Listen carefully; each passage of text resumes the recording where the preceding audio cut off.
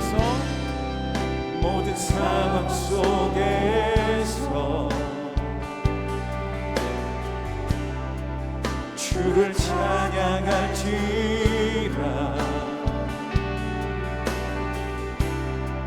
주는 너의 큰 삶을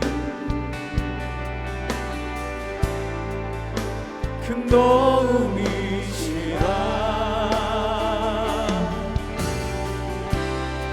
주의 얼굴 구할 때 주의 영을 부으사 크신 사랑 안에서 주를 보게 하소서.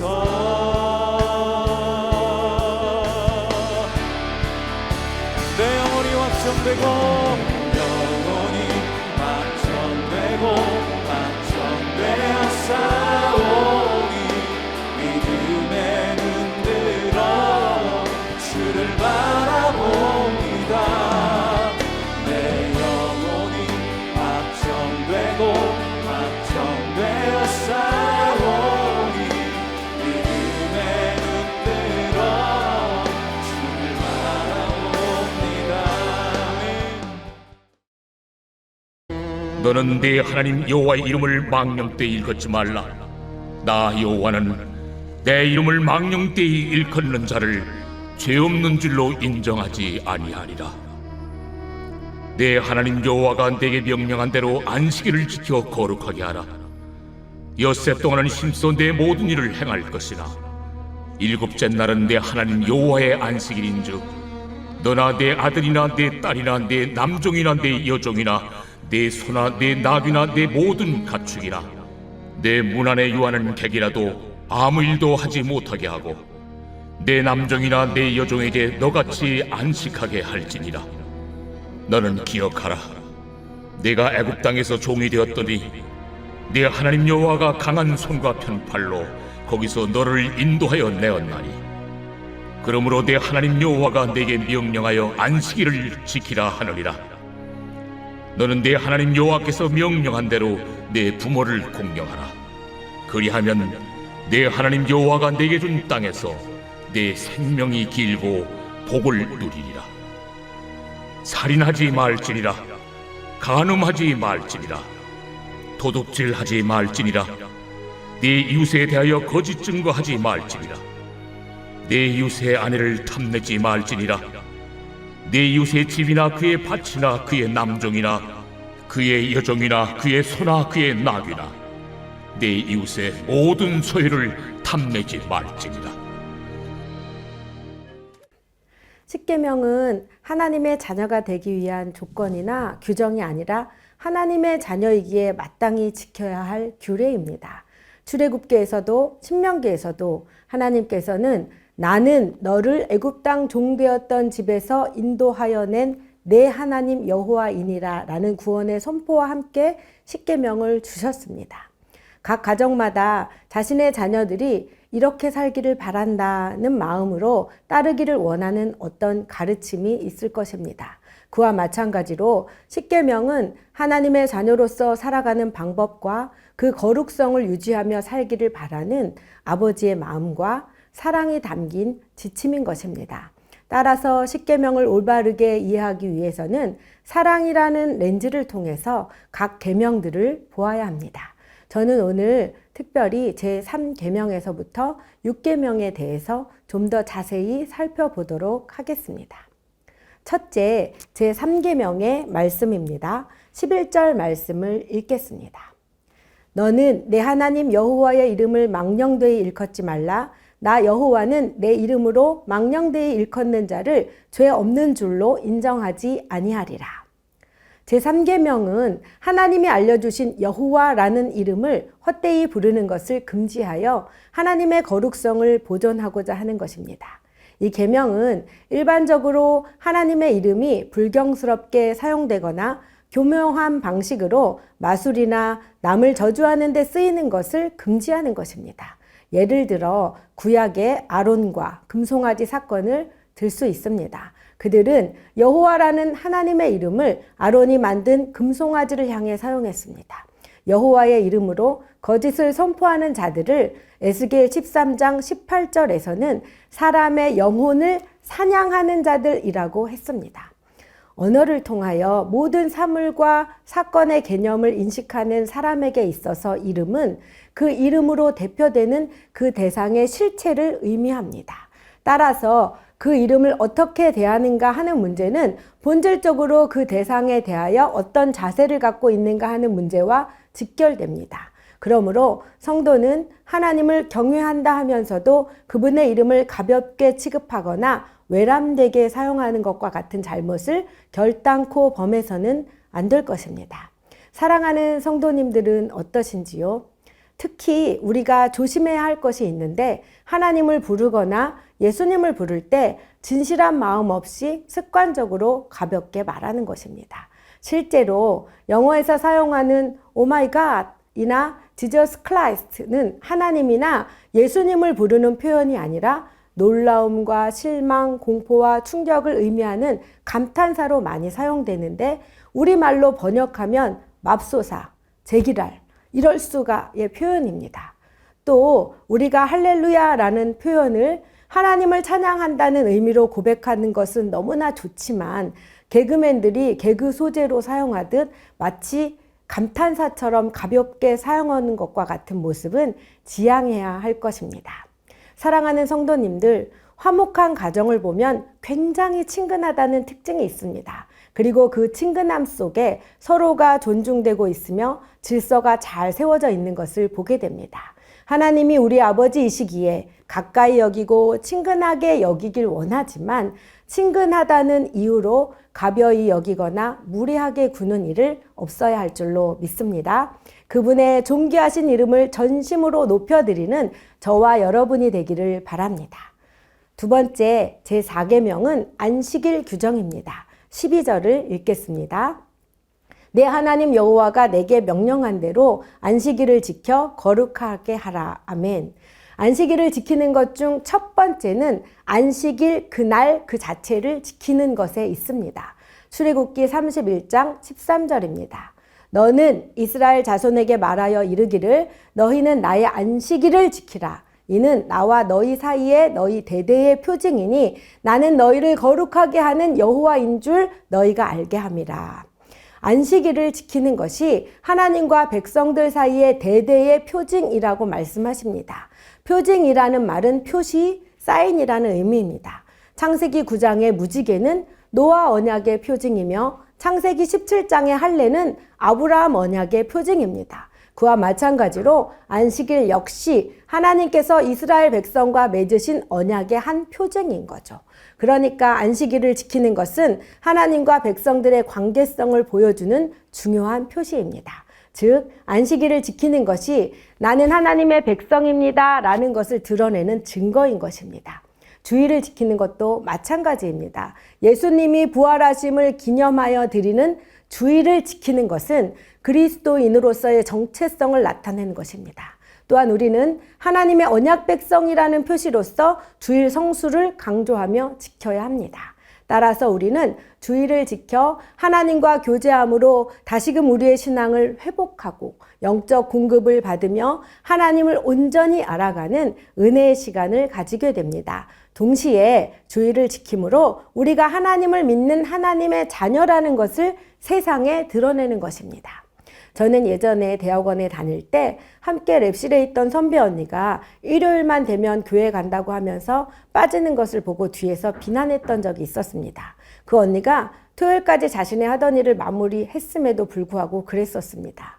하나님을 알지 못하던 때이었기에 일요일마다 교회에 간다는 것이 무엇인지 잘 몰랐던 거죠.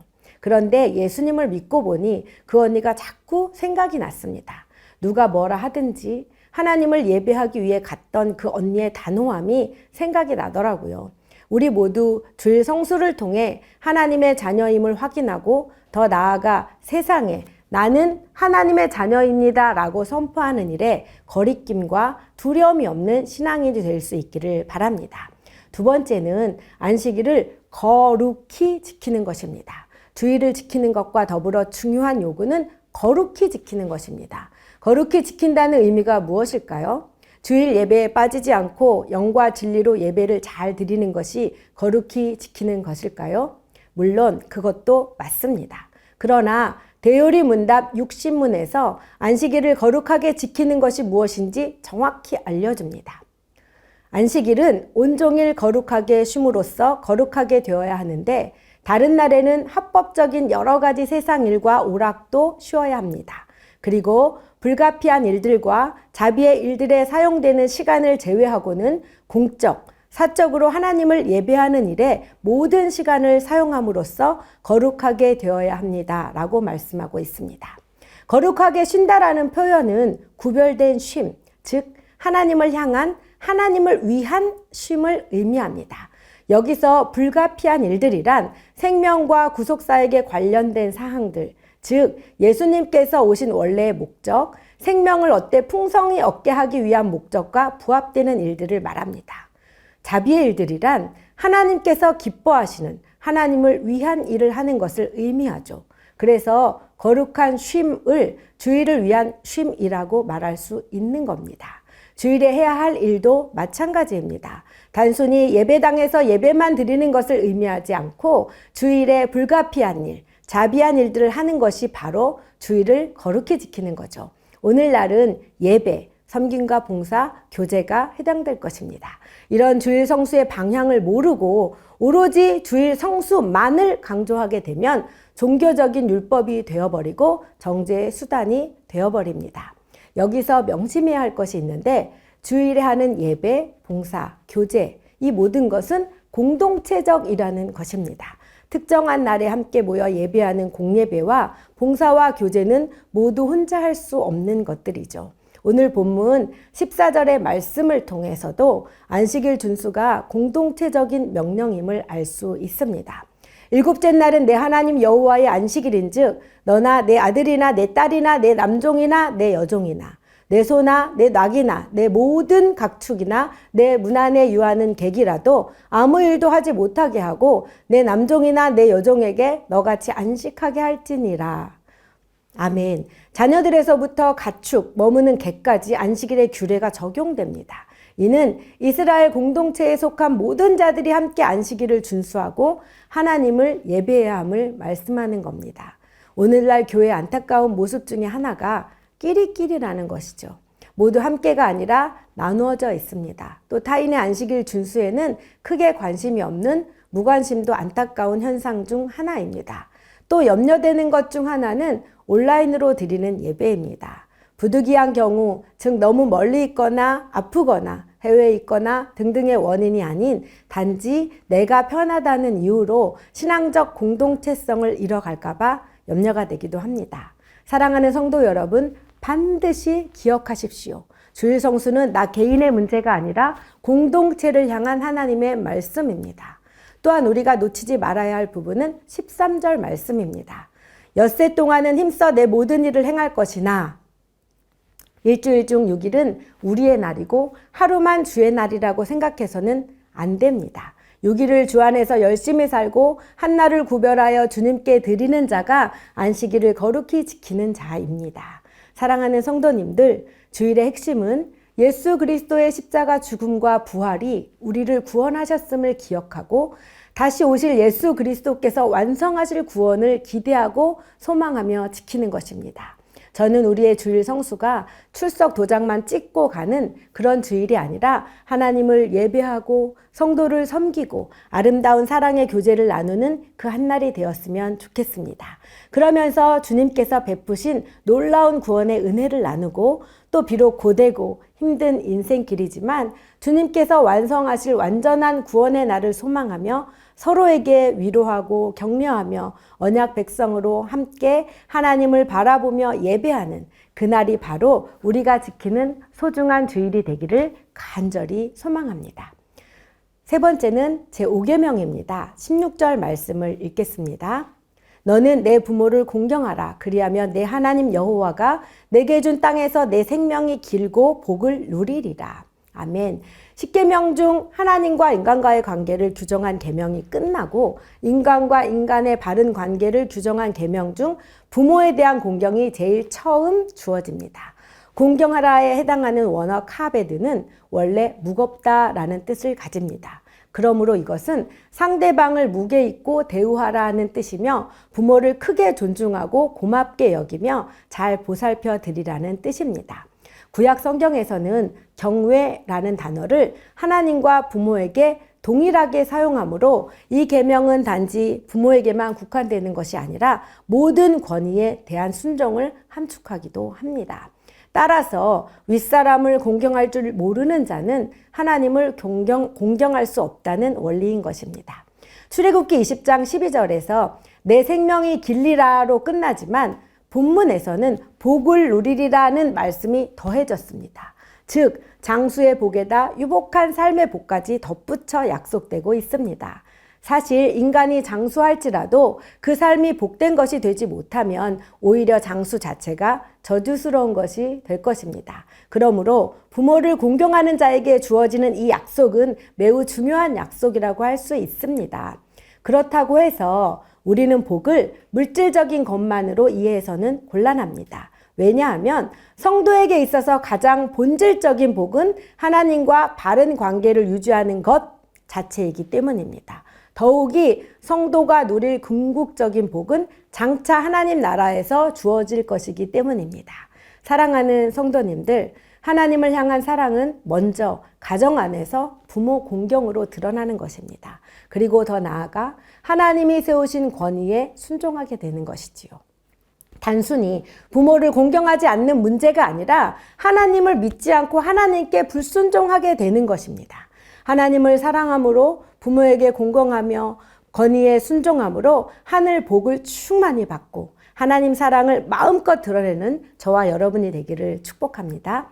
넷째, 6계명은 살인하지 말지니라입니다. 살인하지 말라는 조국적인 계명이지만 실제적인 하나님의 요구는 생명 보존을 위해 합법적으로 노력하라는 적극적인 명령입니다. 우리의 몸과 생명은 우리의 것이 아니라 예수님의 핏값으로 사신 것입니다. 그래서 바울은 우리 몸으로 하나님께 영광을 돌리라고 말씀합니다.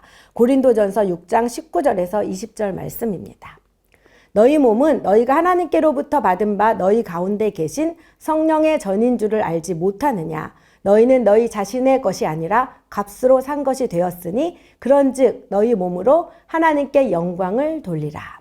이 원리는 우리의 이웃에게도 동일하게 적용됩니다.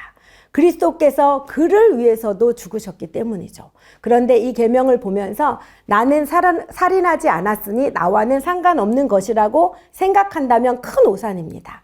단순히 물리적으로 생명을 해하는 것만이 살인이 아니라 마음으로 형제를 향해 노하고 욕하고 미워하는 것이 살인하는 것과 같다고 예수님께서 말씀하셨기 때문이죠. 그리고 그런 마음을 먹지 않는 것에 그치지 않고 더 나아가 자비와 친절을 베푸는 것까지가 6번째 계명이 요구하는 바입니다. 따라서 제6계명은 궁극적으로 이웃을 내 몸처럼 사랑할 수 있는 자세를 길러내고자 하는 진정한 의미가 있음을 알 수 있습니다.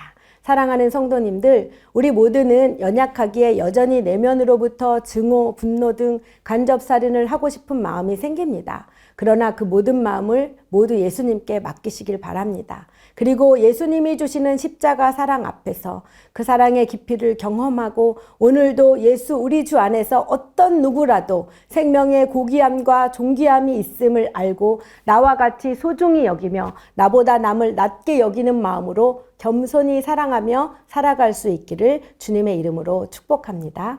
말씀을 맺겠습니다. 하나님의 자녀들에게 주시는 하나님의 계명은 무거운 것이 아니라 하나님의 사랑의 방법입니다. 계명은 실제적인 것이며 우리 삶의 모든 영역에서 자녀다움으로 빚어가시는 하나님의 세심한 배려이며 우리의 행복을 위한 요구입니다. 오늘도 세심하고 자비로우신 하나님의 손길 아래서 잘 양육받으며 사랑받는 자녀된 권리를 누리고 베풀며 살아가는 저와 여러분이 되기를 축복합니다. 함께 기도 제목을 읽고 기도하겠습니다. 첫째, 사랑이라는 렌즈를 통하여 하나님이 주신 계명을 올바르게 이해하고 깨달아 자녀답게 빚어지게 하소서. 둘째, 주의를 통해 참된 안식을 경험하게 하소서. 부활을 소망하며 그리스도인의 정체성을 드러내는 공동체적 삶을 살게 하소서. 셋째, 부모 공경을 통해 하나님께 순종함을 배우고 이웃을 내 몸처럼 사랑하라는 계명을 하나하나 지켜낼 힘을 얻도록 성령을 쫓아 살게 하소서. 오늘 금요 비전 기도회를 위해 기도하겠습니다. 하나님을 사랑함으로 기도의 자리에 나오기를 기뻐하며 기도에 힘쓰게 하소서. 찬양과 말씀과 기도 가운데 하나님의 임재를 경험하게 하소서. 개인과 가정, 교회와 나라, 세계 열방을 향해 한 마음으로 기도할 때 하나님의 뜻이 이 땅에서 이루어지게 하소서.